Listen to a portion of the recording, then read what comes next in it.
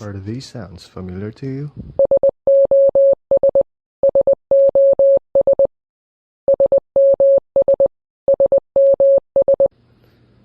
These familiar tones are what we call Morse codes.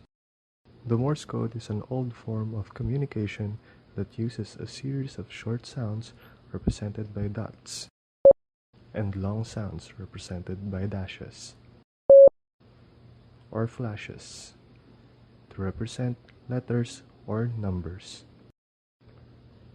Morse code can be transmitted by using bursts of sounds or blinking lights, but the traditional way is through the use of a telegraph that sends electrical pulses along a wire.